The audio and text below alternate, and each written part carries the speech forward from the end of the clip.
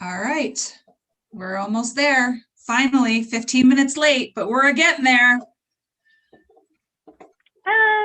Late, arbitrary. Yeah, time is like a social construct or something, right? It's fine. Okay.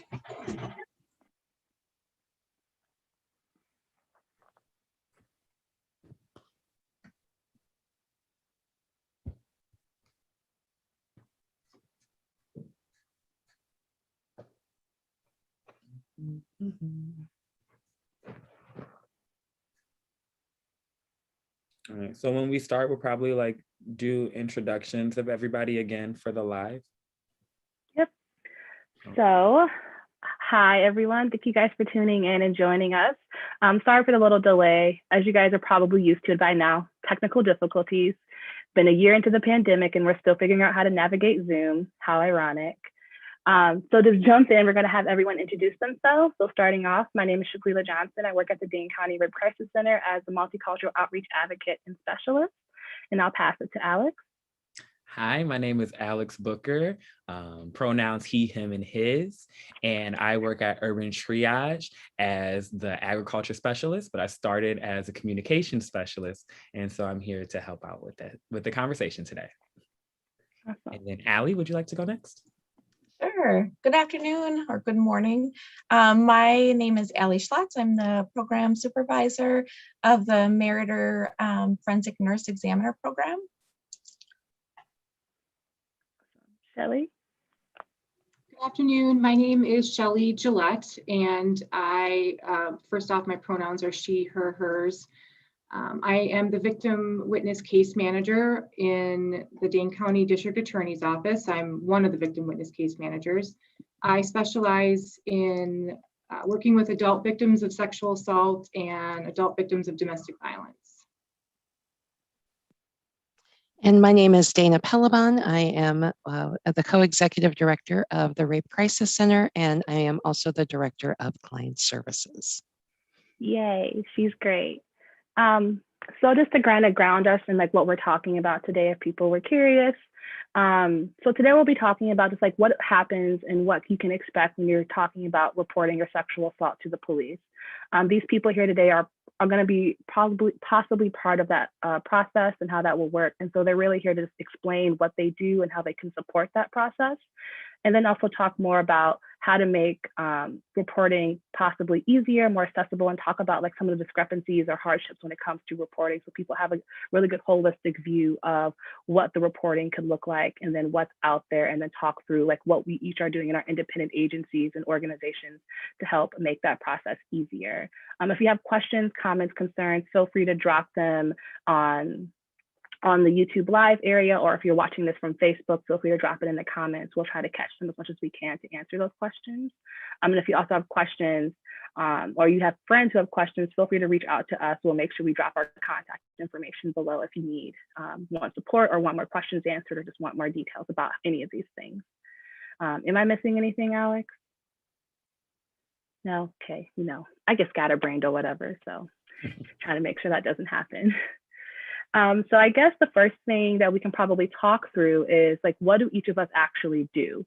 And I think the best person to start with that would be Dana, because I think you do a lot. So if you can kind of talk about what you do and like what our agency does and how we support clients and survivors, that would be great. Absolutely. We are one of the first responders for sexual violence when it is reported to law enforcement or to hospitals. So we attend forensic nurse exams with Allie and her wonderful staff and support people through that process, give them advice, resources, information as we can. From there, we can work with survivors through a variety of issues. We can work with them to go through the legal process. So being an advocate to be with you while reporting to the police, while going through the court process, while interfacing with the DA's office and the victim witness the victim witness crew that Shelley is a part of. We also work with people to process their feelings and their emotions. We have free therapy services through our office, and then our advocacy services are also free. We do light case management. So if you need housing navigation, if you need food, hotel stays, we work with you to find what it is that you need. And that is the actual victim part of what it is that we do. Beyond that, I do a lot of systems advocacy. So I co-lead the sexual assault response team here in Madison. And I also am on the leadership team for the coordinated community response for domestic violence and sexual assault. And I'm on the Dane County Sensitive Crimes Commission. And my job there is to make sure that survivors' voices are being heard, and that we are covering people who are most impacted by sexual violence, and taking a look at policies and how it is that we, as a community, respond to sexual violence. Awesome. Thank you, Dana. Obviously, she does a lot. Thank you for your work. It's really appreciated. How about Shelley, can you talk about a little bit more like where you come in from the victim witness side? Absolutely. So I come into this process once a sexual assault has been reported to law enforcement, the police, and then once the police send their police reports and are done with their investigation, the police reports get sent to the district attorney's office, and that's where my job starts. So as soon as those reports come into our office, and within a very short amount of time, that's when I reach out to survivors. I feel that connection right away is really important, and it can build a foundation as we move forward through this court process. From there, my job is a lot of explaining what the next steps are. The court process involves many steps. So if a case is charged, if an assistant DA reviews the case and charges it, we're talking about many, many months and many court appearances that can happen. And so it's really just explaining at a pace that feels comfortable to the survivor about what the next steps are. And sometimes people want to know right away, what am I going to have to testify at a trial? Is it going to be like I see on TV? So it's from the very initial referral, explaining the process all the way to the end. Also, my job is to advocate for that survivor with the attorneys in my office once a case is charged. Lawyers, assistant district attorneys have a lot of discretion, and I want to make sure that the survivor's voice is heard in that process and respected. So in some ways, I'm a liaison, and that can look really different for a lot of folks. It can be something like what you want the punishment for the person to be, all the way up to coming to court. And then that's also a part of my job, is attending court with people. Walking into the courthouse is sometimes it's a scary place for a lot of people. It can be intimidating. Court happens not like anything on TV. So I just want to make sure that person has someone that they can feel safe with, and that they have someone that can just be sitting with them and explain all the legal language that's thrown around. So again, a lot of my job is explaining just what the court process looks like. I also can certainly make referrals to agencies. We work with the Rape Crisis Center most frequently, but also just making sure if there are needs that the survivor has outside of my legal area of knowledge, that I reach out and try to make sure that person is being taken care of as well. Awesome. Thank you, Shelley. Allie, can you kind of detail a little bit about like your role and what you do? Yeah, Sure. my role. Oh, Allie. Allie. I was gonna say Oh, Allie, not Alex. Me? Okay, Yeah. sorry about that. I oversee the forensic nurse examiner program, but I also practice as a forensic nurse examiner. Um, some of us know us also as a SANE, which is a sexual assault nurse examiner. The only difference is that a forensic nurse examiner, we have additional training in domestic violence, so injury, strangulation. So we have a lot more education around that, but we're very similar in what we practice. So there's so much I could tell you, so I'll try to keep it brief. We have survivors that present in many ways. It could be via ambulance, it could be via friends or family member on their own with a RCC advocate. Or they may just call and ask questions, and all of those are absolutely fine. So once a patient presents, they would need to go through our emergency department and register with our triage. And, they may ask questions about what happened, just to get a baseline of an understanding as to why you may be coming to the emergency room. And you're welcome to just request an F&E exam.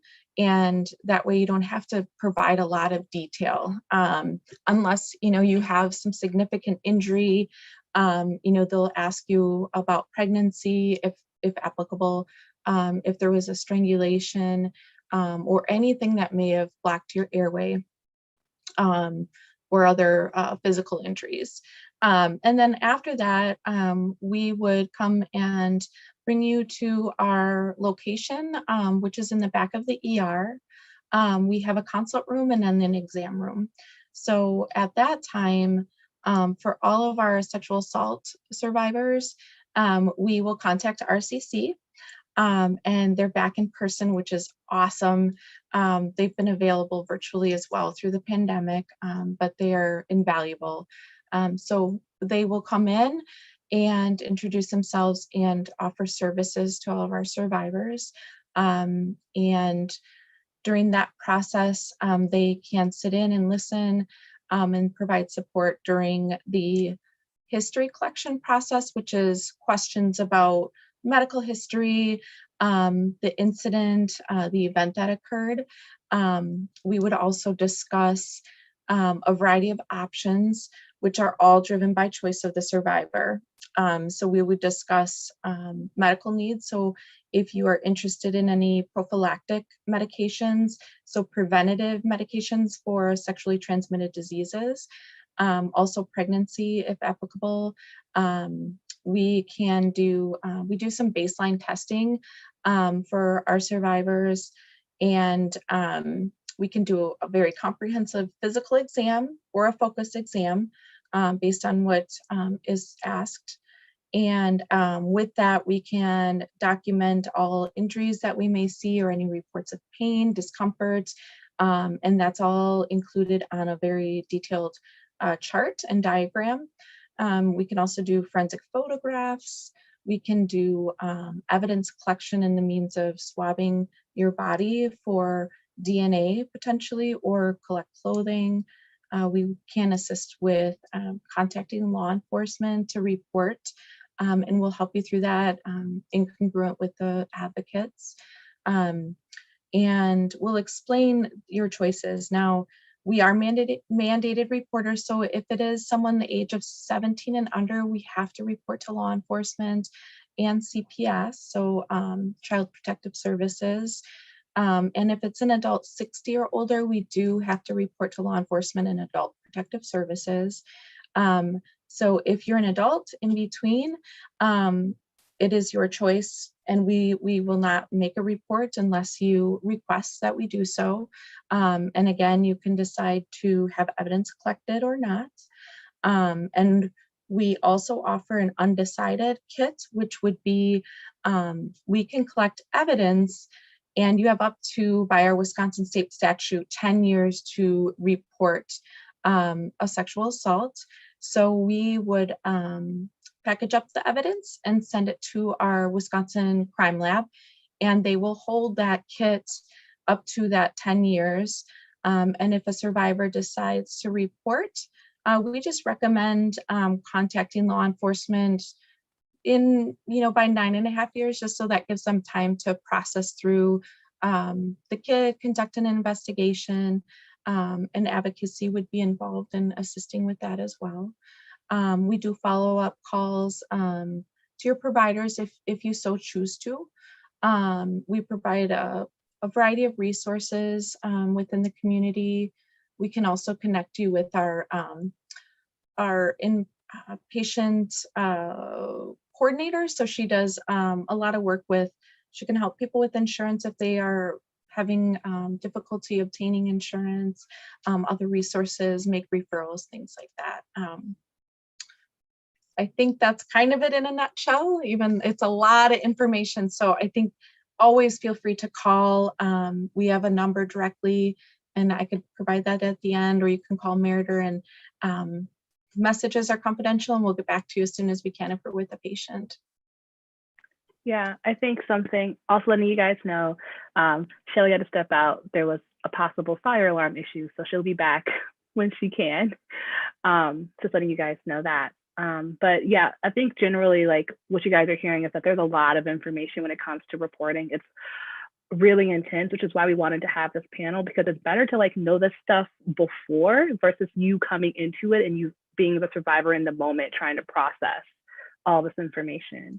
I was going to ask you quickly too, Dana. I know since we do this a lot and we kind of overview a lot of like how that whole process works, would you feel comfortable kind of us giving like a general overview like we do for our clients of like in general, how does the process work when reporting and that little diagram that we have that we Absolutely. Absolutely. So there are two ways to start that reporting process. You can start that reporting process with law enforcement. If that is something that you choose to do, you can give our helpline a call at 608-251-7273 to get an advocate to come and be there with you. The other thing that you can do if you are a Spanish language speaker is call our Spanish line. That is 608-258-2567. So what reporting to law enforcement looks like is you can do that in whatever space you feel comfortable. You can do that in our office, you can do that at a police station, or you can do that at a place of your choosing. We will be with you as advocates to help facilitate the conversation, essentially making sure that you are given all of the space that you need, that the questions are appropriate, that you feel comfortable, that you feel safe. If you have any questions about what's going on, we are there to answer those questions. And at that point, you can make a decision on whether or not you are going to go to Meritor Hospital for a forensic nurse exam.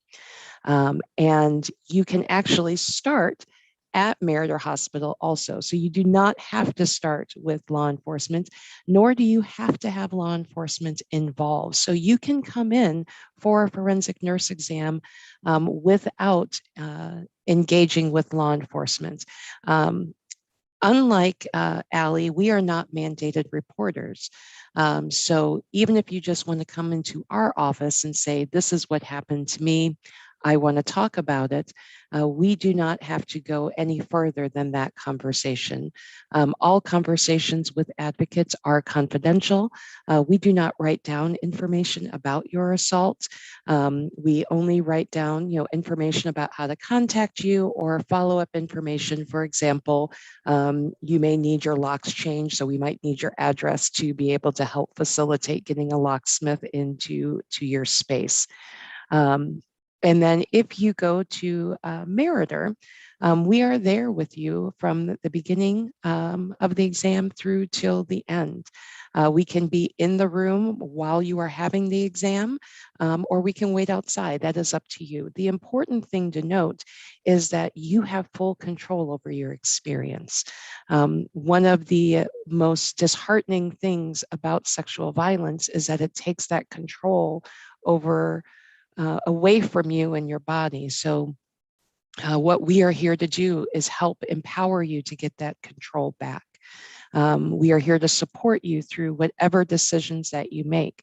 So even if you go to Meritor for the forensic nurse exam and you go, you know what, all I want to do is get information about STDs. We fully support that decision. Your choices are what is most important. And what our jobs are as advocates is to help enforce your choices when it may be hard for you to do so. Thank you so much for that, Dana. That was really helpful. I think a lot of times when thinking about reporting your sexual assault across the board, right, is really intimidating and really scary and really hard, especially if you don't have this information. And I think for people who don't know that there are people set in place for you to support you, like you, A, don't know, and then B, you don't know some people don't even know what advocate means, right? So like a lot of that comes into like us explaining like, this is our role, this is what we do, and this is what that means in conjunction with working with you. Our job is to 100% be on your side. Our job, like I work there, so I say my bad. Our job is to like 100% be there for you and like really push your voice and help you make decisions that work best for you. So I think that can be really helpful. I am looking through the questions now. Alex, did you have anything to add really quick? I know from your end, like I know Urban Triage works a lot with community members and like kind of how the point of us working together with other community organizations to make sure that people are fully covered in every space. Yeah, totally. Yeah, so that's kind of how Urban Triage is a part of this conversation, is that we have a lot of connections with the Black community in Madison and the greater Dane County area.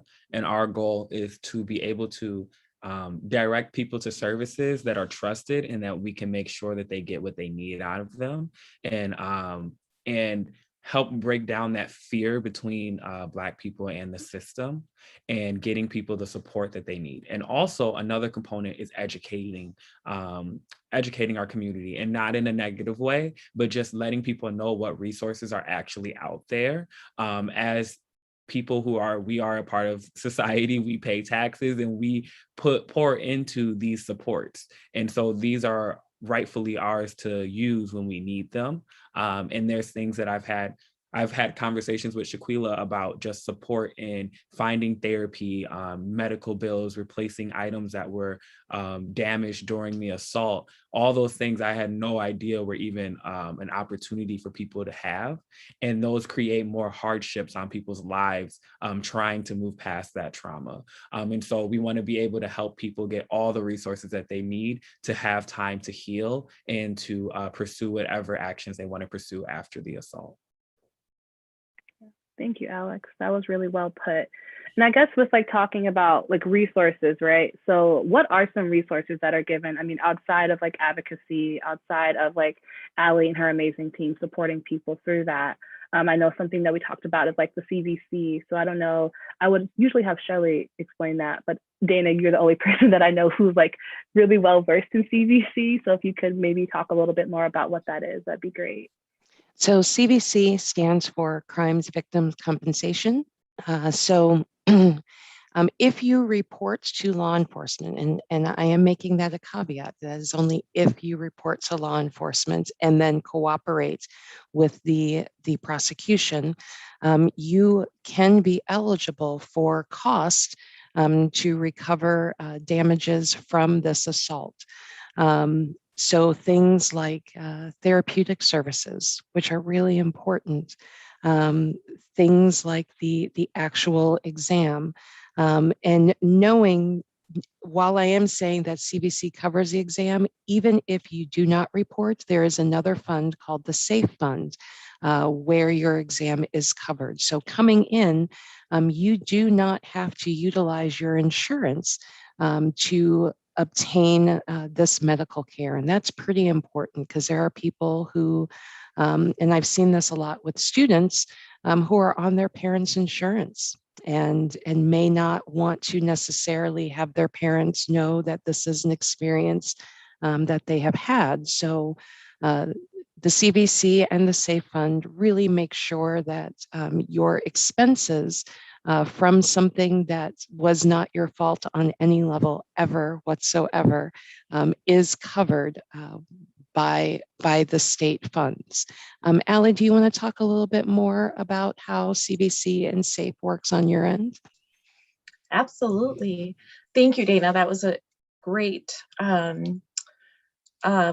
description of CVC and SAFE. So we, the advocates, have been really helpful in assisting our survivors with completing the CVC forms.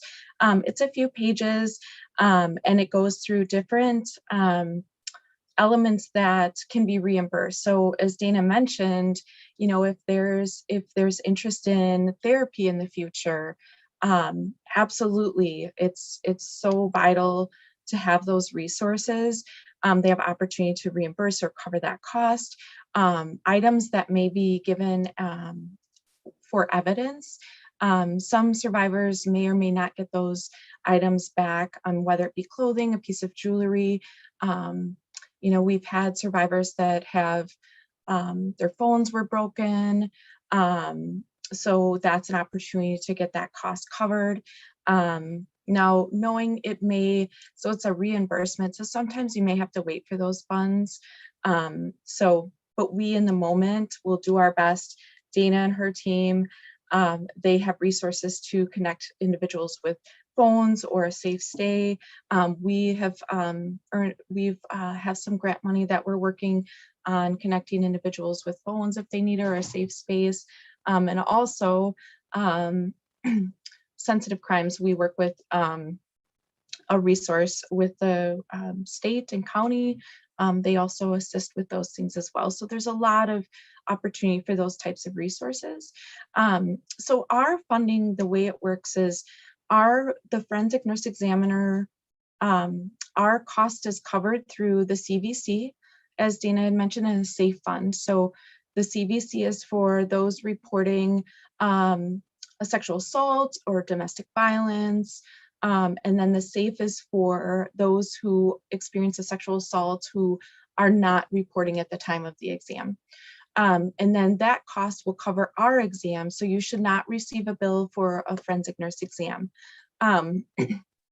Any additional cost, our hospital's foundation has been covering those costs. So we are so happy to be part of the community and have that opportunity for folks to come in. So please know there's not a cost for the exam, and you don't have to have an insurance card. You may be asked, but Dana brought up a great point about if it's a student or someone else, it could be your insurance is carried by the person who hurt you or abused you, and you may not want them to know about that bill or the explanation of a bill if it was sent to an primary insurance and then to other sources, such as the CVC and SAFE.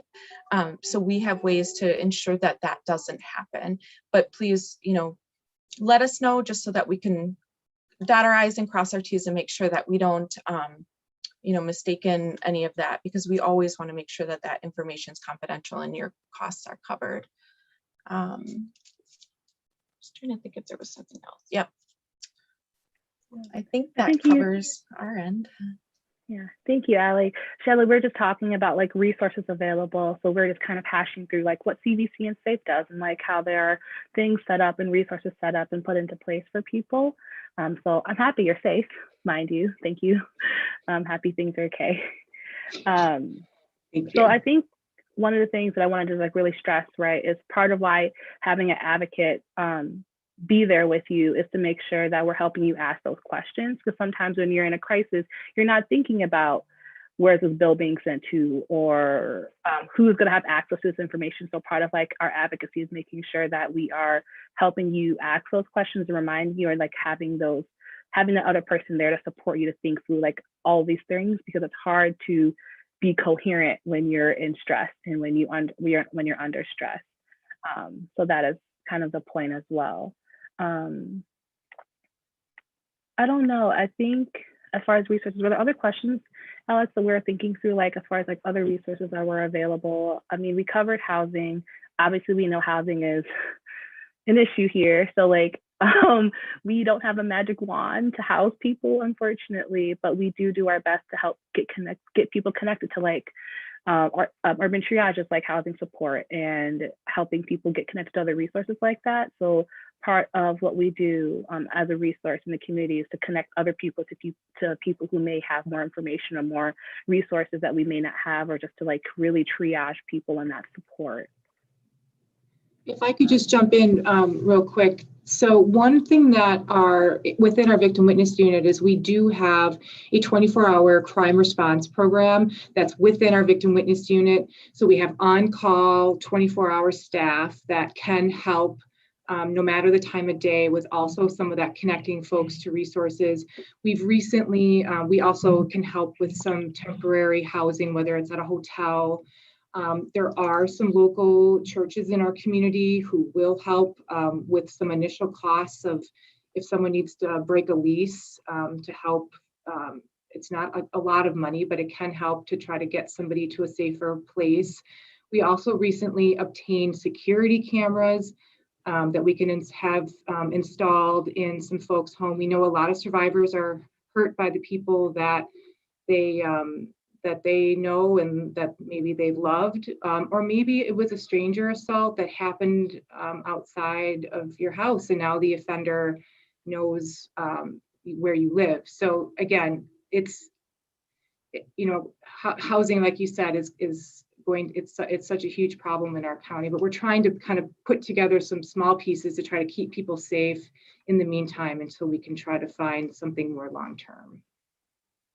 Thank you for that, Shelley. I did not know that piece, so I appreciate you letting us know that. Absolutely. Alex, did you have any questions about like resources or things that I may be forgetting to ask? No, not really. I think you guys covered everything for resources, but just making sure that, like you said, that you're connected with an advocate to help you with getting those resources.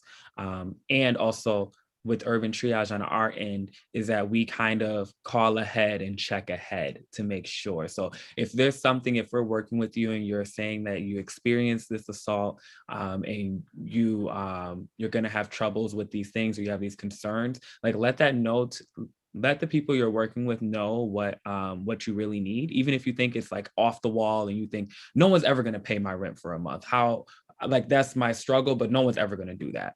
Ask if that's something that you need and will make it easier for you. It will be on us to check ahead before and ask other people for you, so you don't have to continuously put yourself in that vulnerable state of asking that question. And so we want to be able to find those resources for people. Right. And I think the biggest thing in this space, as we're talking about resources and getting people connected who are survivors, is like Alex said, like, don't be afraid to say what you need. If we can't meet the need, that's one thing, but like, we don't know what the need is until you let us know, right? So I know it's hard. I mean, I have hard times asking for what I need, so you're not alone in that space, right? So, but you know, we are here to support you and we're here to help you and as much as we can. So even if we can't meet the need, it's better to know and than not to know. And we always try to work around whatever we can. So I guess now we're just kind of moving more into like the thicker questions, which is around like, we all know that reporting a sexual assault is really hard, but specifically when we're talking about intersectionality and your identity possibly not being a white Caucasian, it's probably a little bit more difficult. And I think something that me and Dana have seen a lot is that reporting a sexual assault, if you are a Black person in Dane County, has a lot of other factors associated with it. So we kind of want to move into a conversation about like, how do we address those things and address those concerns that people may have, and how are we creating systems, protocols, supports for that specific piece? So I'm thinking of like, what's a good way to ask that specific question, because it's a very large question. So let me start. So one of the things when I came to RCC in 2019 that we at RCC made a commitment to was having our hiring reflect what it is that we wanted the community to feel comfortable with. So as it stands right now, our organization is over 60% BIPOC, and My section, direct services, is 73% persons of color. So it's important that people who are most impacted and most marginalized by the systems be able to see themselves when they come into a space. So that was the first thing that we concertedly worked on. Secondarily, I have a big mouth and I'm in a lot of meetings. And I know Shelley and Allie are in some of those meetings with me. And one of the things that I'm always talking about is making services survivor-centered and making our services survivor-centered by the persons that are most impacted by violence. And we know, for example, Black women, that they have a 60%, they are 60% of Black women have experienced sexual violence over their lifetime. That's an enormous amount of people.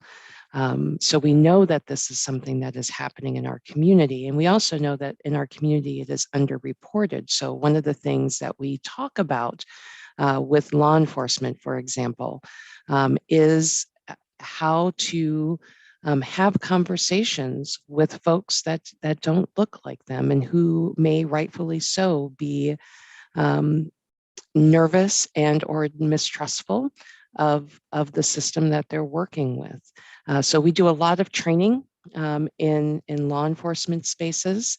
We do a lot of training in the community to talk about how do you have someone who you know may have been disenfranchised feel comfortable speaking with you, and then how do you work with someone that's just not, and knowing that there are different reactions to things and how people culturally respond to situations is very different. So something as simple as, you know, a Latinx family may be all there. And that's just the thing. They are there for every step of the way. And we don't interfere with that. I check in, and I know that my staff checks in with persons who we know who have been most marginalized to say, all right, let's talk about what it is that you want and how it is that you would like for this to go. So it is not a prescribed system. We do try to tailor our services based on the needs of the person instead of just saying, so here's what it is that we offer to all victims of sexual violence. No, each person is individual, each experience is individual, each concern is individual. And then additionally, we do lobbying for legislation. We do a lot of racial justice work as far as, you know, what is happening in our community. You know, I'm at city council meetings all the time. I'm at committee meetings all the time. I am involved in boards that are working towards equity. So for example, I'm on the Outreach LGBTQ board. And all of those things are to work to make Madison in particular a place where survivors of color and queer survivors also do not feel left out and don't feel marginalized, and know that there are places that they can go where their voices will be heard and respected, and that we will not run over what culturally is inherent to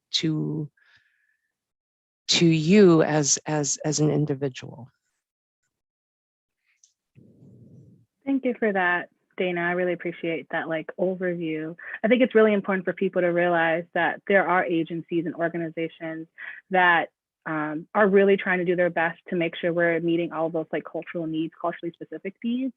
And obviously systems change is long and grueling and extremely difficult. So it's really important for people to know from your mouth, my mouth, our agency's mouth, right, that we're aware of it. We're doing our best to combat it and create safe spaces as much as we can with the situation that we're in. I don't know, Allie or Shelly, if you guys had things to add within that and what Dana talked about. Well, certainly Dana said it best. I think working in this part of the system is traditionally been a harmful system to many people of color, and I need to have that at the forefront of my mind when I'm interacting with survivors who don't look like me, who don't look like a white woman. I need to keep that at the forefront of everything I do. And I need to center that survivor and say, and if that survivor allows me to ask what they need, right? Like Dana mentioned, is it bringing their family? Is it bringing someone from church? Is it bringing an advocate? What do they need to get through this process? Is it not coming down to the courthouse? Is it, watching court on Zoom if we have that continue? So also, I think just one other thing is to, it's also my job and in my role is to advocate that that survivor is treated equitably just amongst, even in my office, so that charging decisions that are made through a lens that looks at those marginalized communities equitably. So that was the only thing I wanted to add. Thank you. Allie, did you have anything to add? Yeah. Dana, that was fantastic. I think being part of a hospital and a larger organization, we're a small team of 11 people total. Our program kind of ran under the radar for many years, starting in 1988. So I think in general,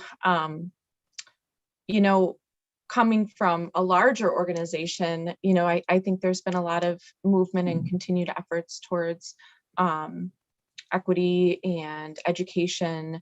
And I'm excited to see that. I think there's been more awareness of, what is within the hospital. You walk into the hospital and what do the photos look like that you see, or the pictures of people, and, I've explained some of the things that I've heard in the community, and I won't repeat them just because I just want to be professional, mindful too, but recognizing that maybe the diversity wasn't seen by other people in our community. So I feel like there's some shifting and moving, and that's really exciting. For our small team, I think we all are so passionate and, want to give individual care and needs, connecting individuals with different resources as they may need. As everyone's been saying, don't hesitate to ask for something. If I or one of our team members can't access it in the moment or within our hospital organization, we have lots of community resources. And, even me giving Shaquila a call, or Dana, or Shelly, they know many people. So there's many opportunities for us to connect you with resources. So thank you. Thank you. Alex had to step out. He had dog behavioral issues. But I think what we're moving more into, right, is like equity and fair treatment. And I think obviously last summer, a lot has happened. And then this year, a lot has happened specifically within the Black community. And I think something that I've been seeing, and I know Alex and Dana have also been seeing, is that Black people, and not every Black person, we're not a monolith, but systemically, there's a lot of fear and distrust within systems that they have, that if you are wanting to report, right, you're putting a lot of faith into a system that may have harmed you in the past. So that I guess maybe we can move into a conversation about how do we operate around that, and how are we aware of that in our services that we're providing people, to acknowledge that we know these systems have harmed you, and yet we're asking you to trust these systems to help you. If anyone had anything to say about that. I think we're pretty loud about it. I know that those of us that are on social media talk about it quite a bit. We have worked really hard in these last few months online and with our programming, that is community programming, to center experiences specifically of Black women. And we're working to center experiences of Latinx women, and men and non-binary folks and trans folks, and making sure that if they hear us talking about it, which is one of the reasons why we talk about it all the time. So beforehand, this wasn't a conversation, but now every meeting it's a conversation. Every one-on-one with funders, it's a conversation. And these are conversations that I have with funders. These are conversations that I have with the Department of Justice.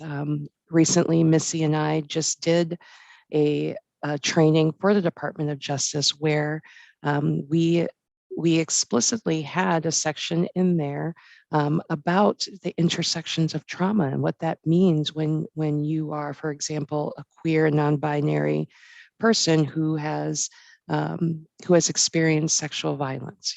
So there are concrete things like we had talked about: training, hiring, making sure that we are conscious of the things and talking about it. And then there are esoterical things like conversations like this. This is an important part of letting people know we are aware of these issues. We're not running away from these issues. We are instead saying, this is a problem. This has been a problem. Even with our conversation, Missy and I met with Chief Barnes, and this was the forefront of our conversation with Chief Barnes. And we don't shy away from it. And I wasn't a part of RCC before 2019, so I can't speak to what it is that they've done beforehand. What I can say is, since I have been here, me and my staff, and I know the education staff, is really dedicated and want to make sure that people understand that there has been differential treatment. We do recognize it. We want to not just address it, but we want to change it. And so all of the policies that we're doing, we are mindful of that.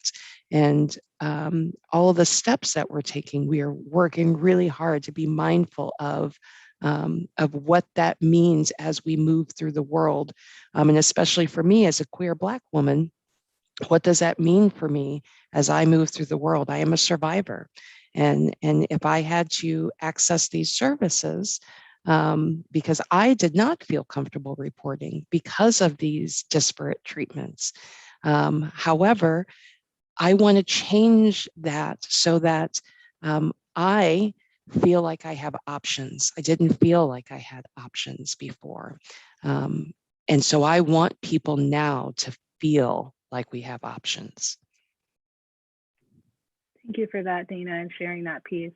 I will say I have been in the space where I've been assaulted within like 2 different time frames, and one time it happened and I did not have RCC support, and that was not great.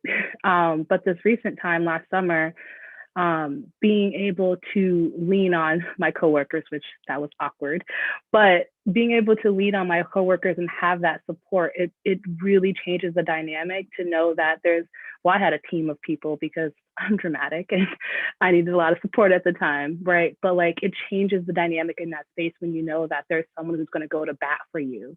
And I will say, everyone on our staff that I've worked with, which is why we're so lucky to have Dana and Missy's leadership to help push this forward, is that we will go to bat for our survivors to make sure their voices are heard. So when I had a client who was not being listened to, who did I call? Dana, and we made sure that she was listened to and that she got what she needed.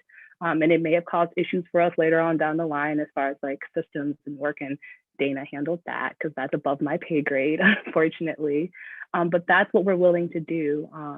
And like Dana said, I think the point of this conversation, the work that we're trying to do more continually, having these conversations with Dana, Shelley, Allie, and Urban Triage is to like really help bridge that gap, because we recognize that there is a gap and that we need to make active steps to working towards creating healing in men. Shelley, Alex, did you say something? Have something to say, Alex? Oh yeah, I was gonna say that this kind of is how we go through this kind of process in a larger scale with our Supporting Healthy Black Families work group, is thinking of how the system is and learning the system, knowing how white supremacy is a part of all of these systems, and not allowing it to shape how you view yourself and how you move through your life. And so our goal is to be like, yes, we know that these systems are bad. We know that they are created to go against you and make it so it's hard for you to excel in life. And you still deserve to have the right over your body. You still deserve to speak up if you want to speak up. You still deserve to handle the situation however you want to handle the situation, and don't let white supremacy in these systems make you feel otherwise. And so that is our goal in having that empowerment be poured back into the Black community, to feeling that we are able to and we are worthy enough of reporting.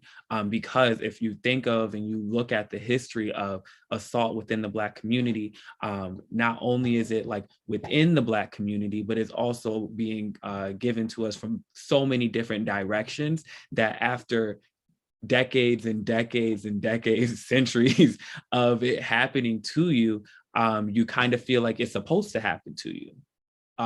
With those numbers being that high, and you look and everyone that you talk to, everyone you grew up with was sexually assaulted, then what makes your assault different? What makes you special that you need to report if your mom didn't report, your aunt didn't report, your cousins didn't report, no one reported? What makes you special and think that your report is going to be something? And our goal is to make sure that every individual knows that they matter, their life matters, and that their experience matters moving forward, and their history. And so we want to just make sure that we're pouring that into people, and that they're able to get to the point where they are ready to report if that's something that they want to do. Yeah, thank you for that, Alex. That was beautifully put, and really important piece, right? I want to stress now that like we fully understand that reporting is not always in alignment with people's healing journey for whatever reason, but reporting can be helpful for some people. And I do know and speak to a lot of women, specifically Black women, who feel like reporting just won't make sense, or like they don't deserve it, like Alex said. So like if you ever had this cross your mind where you think it would be something that would be helpful for you, we want to let you know that if that's something that you want, we'll make that happen. It looked like you were going to say something. Sorry, but that maybe kit that you brought up, Allie, earlier, where you have that time frame to make that decision.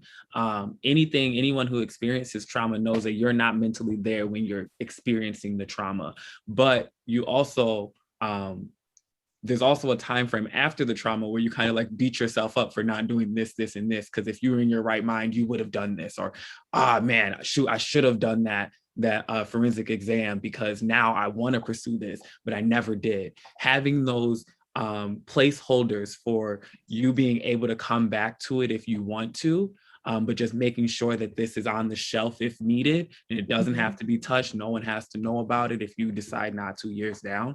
But if something pops in your head, or you're talking to your therapist 4 years from now, and you're like, you know what, this does need to be tackled, and this person does need to be held accountable, you're able to go back to that.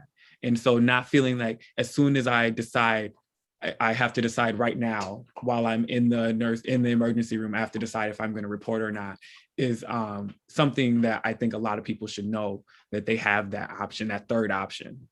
Yeah, that's a really powerful piece. And I think a lot of people do appreciate that. And I'm glad you bring that up.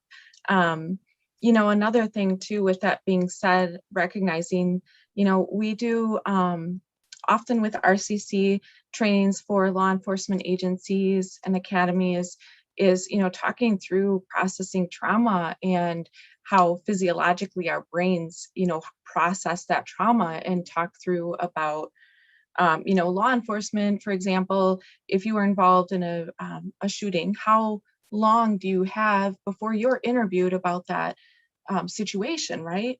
So now they're the victim, the survivors here wanting to report, but they may feel bombarded by all these questions. And then, wait, I remember something. And, and just reminding officers that this is completely normal to remember something days, weeks, months, years down the road. And that it's not a matter of, it's made up or something was wrong. It's just how the brain processes trauma. And also, working with, I think we absolutely try our best to recognize, if there's ever situations where, there's potential for discrimination, like, and I'll use this as an example. I think we've worked with a lot of really great law enforcement agents, but knowing that people, especially of color, are really scared to report, and fear of, just talking with a law enforcement agent, that we will do our best to continue advocating for our patients if we see inequality in how they're questioning a patient or interacting with a patient. And also, we've made follow-up calls to different upper, management, to other facilities, and just talking through that, because we recognize something is not, doesn't feel right, it doesn't look right.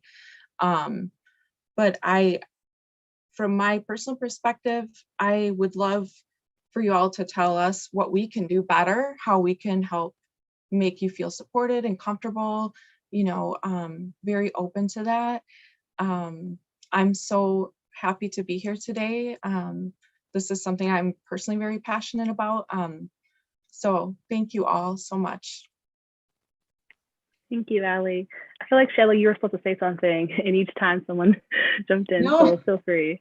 No, that's okay. I'm glad to hear from everybody. And I think I agree that placeholder time that the forensic exam and experience allows for can really be just such a safe experience for someone who's, like everyone has mentioned, about that trauma. And by the time that survivor gets to a place where they are comfortable reporting and the case is getting sent to the DA's office for review, that's where I really feel like in our office, we have to be, we have to do the work. We can't just, do the trainings between 8 and 4 p.m. And I feel very passionate about that. Is something that I have to be aware of, what's happening in the community, what resources are out there, what people are saying, listening to community conversations, so that I can be the best that I can be for that person that's coming into the system. That can be really scary.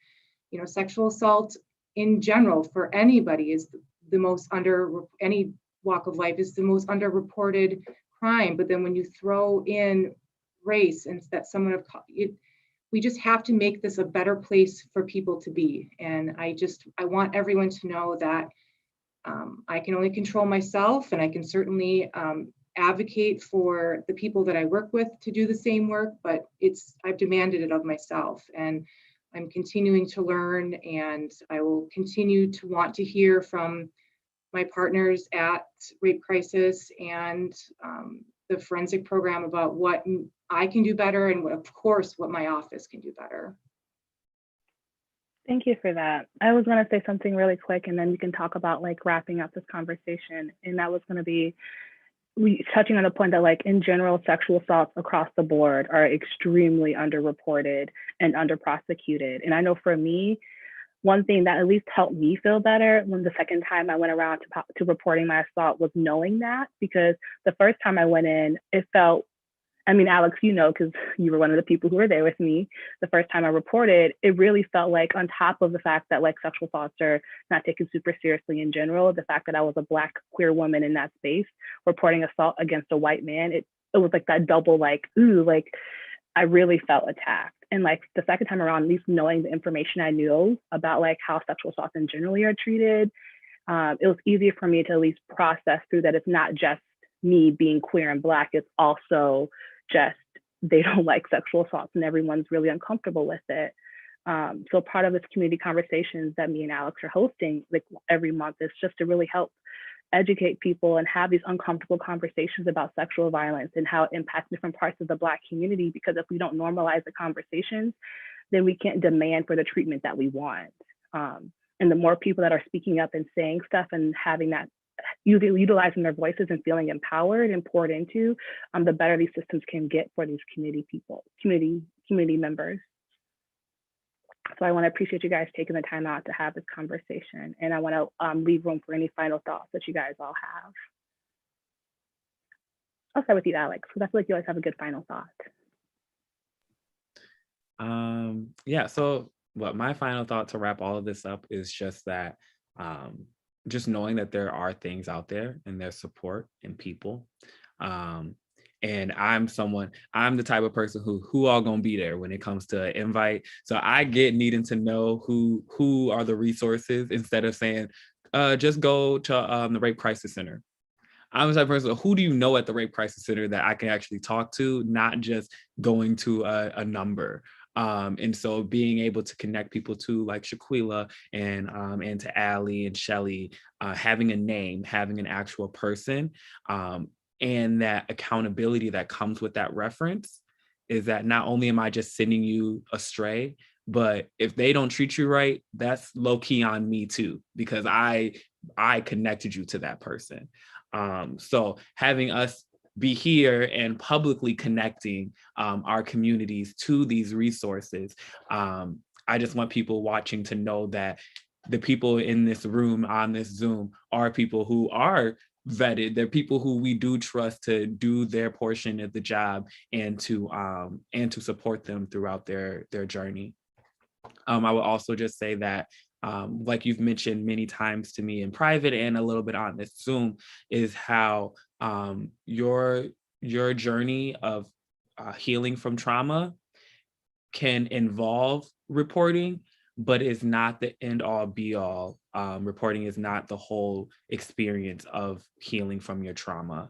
And I think even if you do get a prosecution and the person goes to jail, there's still healing that you have to do within your life, and processing that trauma within just your day-to-day life, that it's not going to go away with a magic wand once the person is handcuffed and taken away.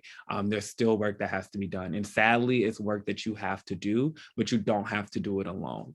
And so making sure that you're not thinking that the prosecution is the finish line, that the finish line is just being comfortable in your day-to-day life and experiences.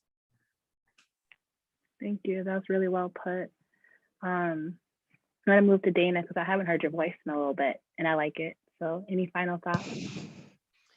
Alex wrapped that up really well. So I'm going to give some basic things with RCC. So we are available 24 hours a day. We respond to the hospital 24 hours a day. So there is an advocate that is on call, and we have our helpline on call 24 hours a day, 7 days a week. Our helpline number is 608-251-7273. That is our English line. And our Spanish language line is 608-258-2567. And to again reiterate what Alex says, reporting is not the end all be all. I did not report, and I have worked really hard on my healing. And I just want you to know that you have options, and we are here to support you through all of those options. And then one final thing, our services are not just for people who have recently been assaulted. We have people that have come to us 30 years after their assault, and we are here to support anyone that has who has experienced sexual violence at any point in their lifetime. So we are here for you 24 hours a day. And within that, since we know sexual violence is just extremely prevalent across all communities, if you are a support person who is supporting someone who's experiencing sexual violence, our services, our CC services are there for you too, because being that compassion fatigue is a thing. So like we are here to support you and to help you to support that other friend or family member. So please reach out and like get services that you need. Allie, did you have any final thoughts? Both you and Dana covered it, but I was just gonna say that, we have also survivors that come years and years later, while they may not, they'll be outside of the evidence collection, or, they may not report. Sometimes just having your body looked at and reassurance that your body is okay, and kind of helping guide you to different resources. The whole piece about, healing and working through it, it can be a lot of work, and having connection with a therapist, and, the stigma is still prevalent, and in some communities more than others. But it's so helpful to have those resources.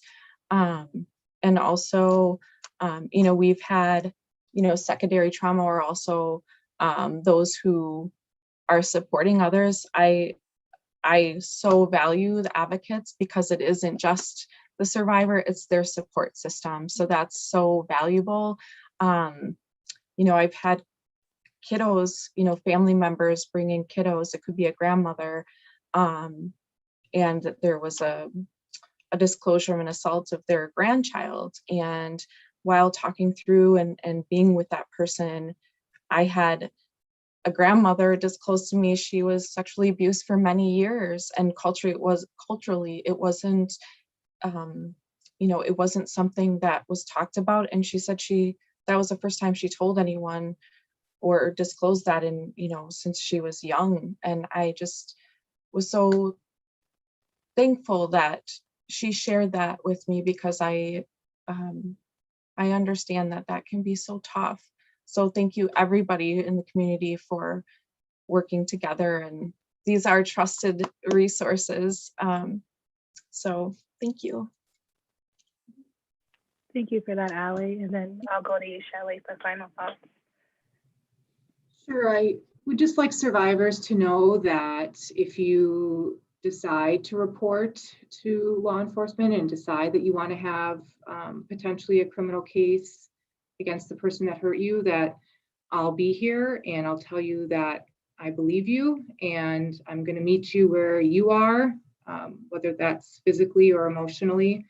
And I recognize that this experience isn't one shoe fits all, that everybody is unique in their healing. And I think, to touch on again what Alex said, is I try to tell people early on in this process that the criminal justice system and your healing don't have to be connected. So sometimes the criminal justice system can feel like it's contributing to more hurt. And so I want to make sure that folks know that I will do everything I can to help make sure that isn't their experience. And thanks for having me. I appreciate it. Thank you guys again for joining us. We really appreciate you guys taking time out of your busy days. I know y'all are busy. Alex? I was going to say one more thing. Well, as you wrap up, one is that we will be having our conversation next month about during Pride Month. So the topic will be about assault and consent within the LGBTQ community. And that we will just be talking about how sexual assault goes down in the community and how it's viewed from the outside and within. I have a lot to say just from personal experiences, so I'm excited to dive into that topic and talk about those things that are a little bit taboo. And then also that if you are watching and you want to talk about or dive into some more of those introspective things. If you're a Black person who wants to try to learn more about transformative healing and that kind of stuff, at Urban Triage, we are opening our applications for our Supporting Healthy Black Families work group. And that is going to be starting in a couple weeks. So if you want to check out on our Facebook, we have all the links to apply to that. And that you do get a stipend for your time. It's a $50 stipend per week to help offset the cost of taking those hours to be a part of that program. And then we also, for our white co-conspirators who want to learn not only just what you can read in a book about racism, but learn how to embody being a co-conspirator and how to add that to your everyday life and be intentional on fighting against white supremacy. We do have our co-conspirator work group, our third cohort, going to be coming up soon. So those are all resources if you are interested. Yeah, thank you for adding that, Alex. I will say that I took the class, the Black people class, because I'm Black, and it was great. It was a good time, and I really highly advise it. And as far as co-conspirator class, I hear nothing but great things from the people I know who've taken it. So again, thank you guys all for coming and tuning in. And if you're watching this later on, that's great too. We love the views. And please share it amongst your friends and family, and have a blessed day. Peace.